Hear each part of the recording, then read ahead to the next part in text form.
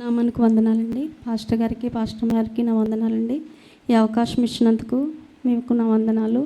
కూడి ఉన్న మీ అందరికీ నా వందనాలండి. మీ అందరికీ గుడ్ ఫ్రైడే శుభాకాంక్షలు. మరి గుడ్ ఫ్రైడే దినమున చాలామంది దేవుళ్ళు ఈ లోకంలో ఉన్నప్పటికీ ఎవరు మనుషుల కోసం ఎవరు కూడా చనిపోలేదు. మన పాపముల నిమిత్తం ఆయన మన కోసం రిక్తునిగా తనకు తాను తన రక్తమంతా బొట్టులా కార్చుకొని శరీరం అంతా దుళ్ళబడి మరి మన కోసం చనిపోయిన రోజు ఇది. మరి దేవుడు మనకు రక్షణ ఇచ్చిన రోజు. మరి చాలామంది దేవుని మాటలు మాట్లాడతారు, కానీ సిలువలో పలికిన మాటలు చాలా విలువైనవి.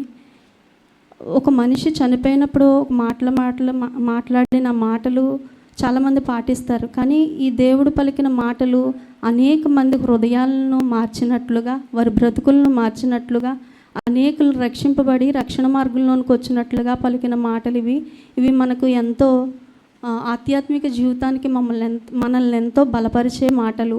ఇప్పటి వరకు మరి ఒకటో మాట మనము విన్నాము, రెండో మాటను మనము ధ్యానించుకుందాము. చిన్న ప్రార్థన చేసుకుందాము. గనుడా గొప్ప దేవా, నీకు వందనాలు. నీ ఘనమైన ప్రశస్తమైన నామాన్ని బట్టి నీకు వందనాలు, స్తోత్రాలు చెల్లించుకుంటున్నాం ప్రభా.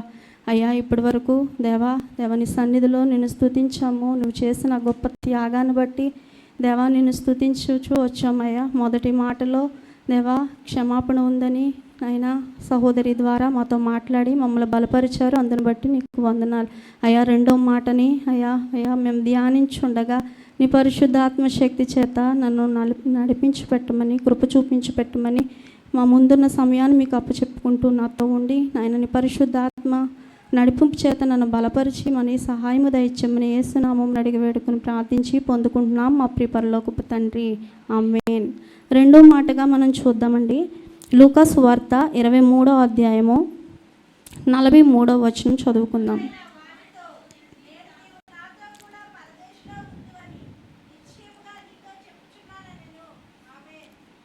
ఇక్కడ ఇద్దరు దొంగలు ఉన్నారు. కుడివైపున ఒక దొంగ, ఎడమవైపు ఒక దొంగ, మధ్యలో యేసు ప్రభు వారు ఉన్నారు. కుడివైపు దొంగ, ఎడమవైపు దొంగ బందిపోటు దొంగలు. చాలా ఘోరాలు చేశారు, ఎన్నో దొంగతనాలు చేశారు, ఎన్నో పాపాలు చేశారు, నిలువు దోపిడీలు చేసి ఉంటారు, మనశ్శాంతి లేకుండా ప్రజల్ని చిత్రహింసలు చేసి ఉంటారు. మరి పరిశుద్ధుల మధ్యలో పాపులైన వారిని సిలువ వేయడం ఏంటండి? మరి ప్రతిదానికి కూడా ప్రవచనాలు ఉన్నాయి. ప్రతిదానికి కూడా దేవుడు పుడతాడని, మానవులను రక్షిస్తాడని, మరి ప్రతీది కూడా ప్రవచనాత్మకంగా జరిగినాయి కదా. అలాగే యెషయా గ్రంథం 53వ అధ్యాయంలో ఉంది, ఎవరు చదవక్కర్లేదు కానీ మనుషులు అతిక్రమములు చేయవారిలో ఎంచబడిన వారైనని లేఖనాలు సెలవిచ్చిన రీతిగా ఆ ప్రవచనాల నెరవేర్పు కోసం ఈ దొంగల మధ్య యేసుప్రభు వారు సిలువ వేయబడ్డారు. అయితే 4 సువార్తల్లో కూడా ఈ సిలువ వేయబడిన దొంగల గురించి రాయబడి ఉంది. ఇక్కడైతే ఈ దొంగ ఏమంటున్నాడంటే, నేడు నాతో కూడా పరదేశంలో ఉందని నిశ్చయంగా చెప్పుచున్నాను. ఇంకా పై వచనంలో చూసినట్లయితే 38:9 దగ్గర నుంచి చదువుతూ రండి.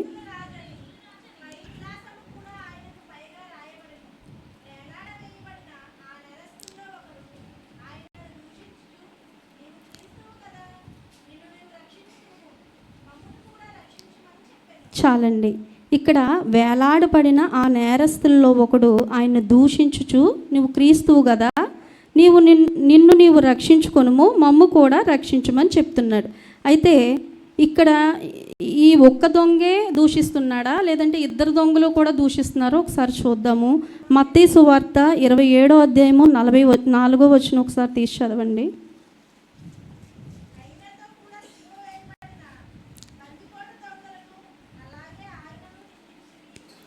అక్కడ బందిపోటు దొంగ కూడా ఇద్దరు కలిపే దూషించారు. మార్కు సువార్త 15వ అధ్యాయంలో కూడా నువ్వు దేవుడు అయితే సిలువు నుండి దిగురా, నిన్ను నువ్వు రక్షించుకో, మమ్మల్ని కూడా రక్షించమని ఇద్దరు కలిసే పన్నాగం పన్నారు ఫస్ట్లో. కానీ ఈ దొంగకు సడన్గా ఎలా మార్పు వచ్చిందంటారు చెప్పారు కదా. అయితే నిన్ను నీవు రక్షించుకొనుము, మమ్ము కూడా రక్షించుము అంటున్నాడు. ఇక్కడ యేసు నీ రాజ్యంలోనికి వచ్చినప్పుడు నన్ను జ్ఞాపకం చేసుకో. అక్కడ చూసినట్లయితే ఇద్దరు దూషించారు. ఇక్కడ చూస్తే ఒక దొంగ యేసు నీ రాజ్యంలోనికి వచ్చినప్పుడు నన్ను జ్ఞాపకం చేసుకో అని యేసు వైపు చూచుచూ పలుకుతున్న మాట అండి. ఇది ఒకసారి గమనించండి.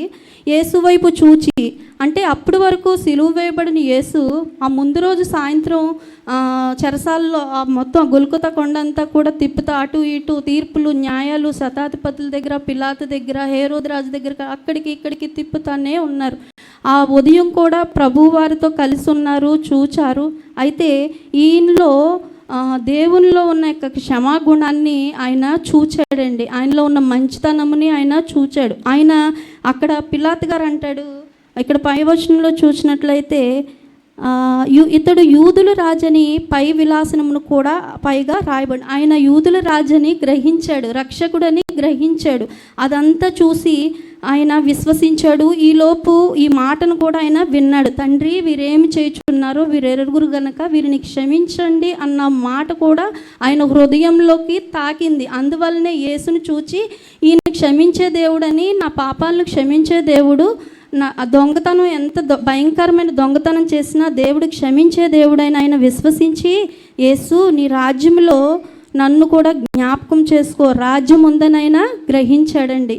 ఇంక తర్వాత చూసినట్లయితే మొదటి మాట విన్నాడు, మారు మనసు పొందాడు కదా. దేవుని నోట నుండి వచ్చు ప్రతి మాట వలన కూడా జీవం ఉందని, బ్రతికించే దేవుడు అని మనము ఎన్నో సంవత్సరాలుగా వింటున్నాము. అయితే మనము కూడా రక్షించబడాలంటే మనమేం చేయాలి? ఒకసారి యెషయా గ్రంథము 45వ అధ్యాయము 22వ వచనం చూద్దామండి ఒకసారి.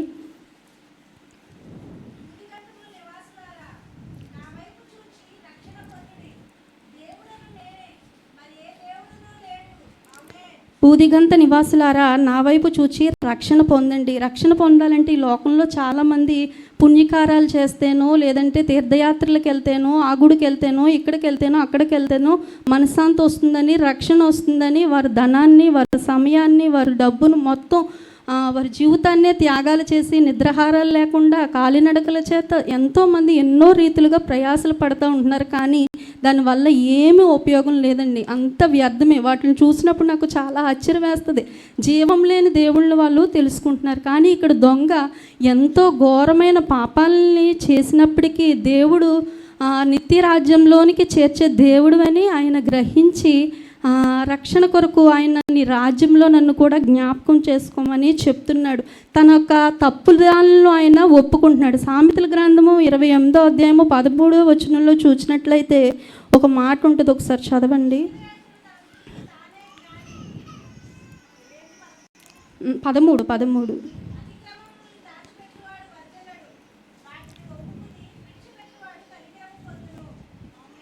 తన అతిక్రమాల్ని తను ఒప్పుకుని విడిచిపెట్టి పశ్చాత్తాపం పొందుతున్నట్లుగా ఇక్కడ మనము చూస్తున్నాం. ఎంత ఘోర పాపినైనా ఆయన క్షమించే దేవుడు. మన పాపముల నిమిత్తము, మన శాపముల నిమిత్తం ఆయన మరణించినని 1 తిమోతి రాసిన పత్రికలో ఉన్నట్లుగా దేవుడు మనల్ని మృతుల్లో నుండి లేపుతాడని నిశ్చయముగా మనం కూడా నమ్మాలి. అలా విధంగా రోమాపత్రిక 10వ అధ్యాయము 9వ వచనంలో చూసినట్లయితే హృదయమందు విశ్వసిస్తే చాలు మనల్ని రక్షింపబడతాం.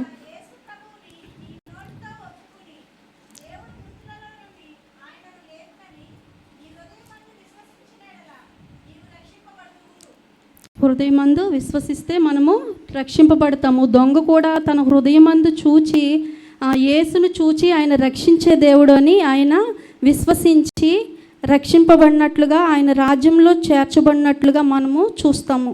అయితే మారు మనసు పొందాలి, రక్షణ పొందాలి అంటే మనము కూడా దేవుణ్ణి అంగీకరించాలి, విశ్వసించాలి. ఆయన నోటితో మనము ఆయన పాపం నుంచి విడిపించే దేవుడని మనము గ్రహించాలి. అదేవిధంగా 2 కొరింథీ 6వ అధ్యాయము 2వ వచనంలో చూసినట్లయితే